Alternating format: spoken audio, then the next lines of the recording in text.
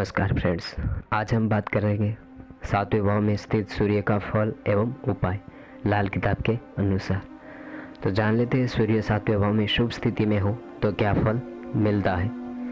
सूर्य सातवें भाव में हो और बुध, गुरु या शुक्र यदि किसी भी दूसरे भाव, तीसरे या पांचवें भाव में हो तो आजीविका घर से बाहर यानी कि परदेश में होने पर भी मृत्यु अपने पैतृक यानी कि जहाँ पे जन्म हुआ था वही होगे। सूर्य सातवें भाव में हो और गुरु, मंगल या चंद्रमा दूसरे भाव में हो तो जातक सरकार में मंत्री बनेगा। सूर्य सातवें भाव में हो और बुध उच्च या बुध पांचवें या सातवें भाव पर मंगल की दृष्टि हो तो आय तो अच्छी होगी, पर यह आवश्यक नहीं कि वह जातक बुद्धिमान भी हो।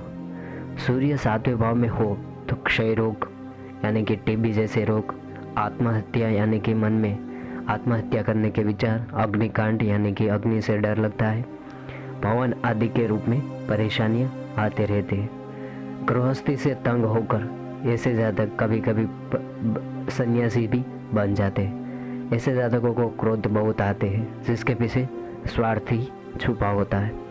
सूर्य सातवें भाव में हो और शनि, बुध या केतु दूसरे भाव में हो तो पराई परेशानियां गले पड़ जाए, यानी कि स्वयं की कोई परेशानियां नहीं लेकिन दूसरों की परेशानियां उसे विचलित करते रहती हैं। सूर्य सातवें भाव में अशुभ स्थिति में हो तो क्या होगा।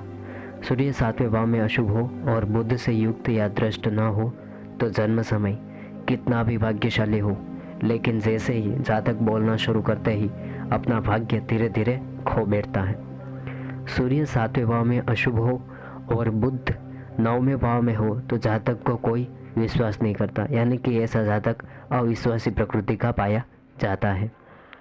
अब बात करते हैं सूर्य सातवें भाव में अशुभ हो और दूसरे शुक्र या पाप ग्रस्त स्थित हो तो जातक की गृहस्थी बोझ बन जाएगी, यानी कि उसका गृहस्थ जीवन सुखी नहीं रहेगा।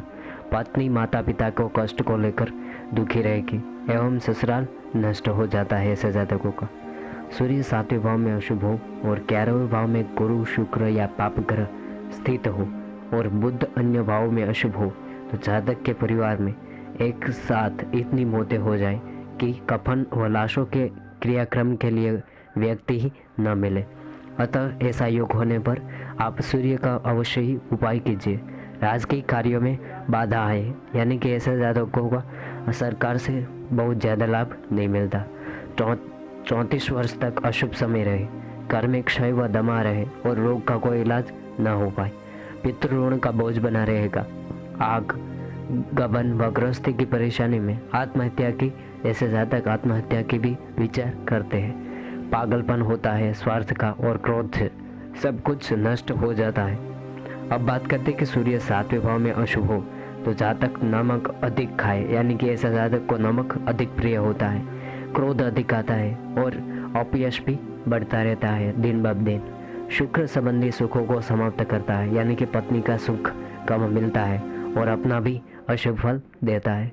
सूर्य सातवें भाव में अशुभ हो, केतु पहले भाव में हो या बुध 11वें भाव में हो तो पोते या नाती के जन्म पर स्वास्थ्य खराब रहेगा। सूर्य सातवें भाव में हो तो अशुभ ही होता है और उस दिन से उत्तम होगा जब 8वें भाव का ग्रह दूसरे भाव में आ जाएगा। इसी प्रकार जब आयु के 13वां, 29, 41, 54 यानी कि 54, 69, 72, 72,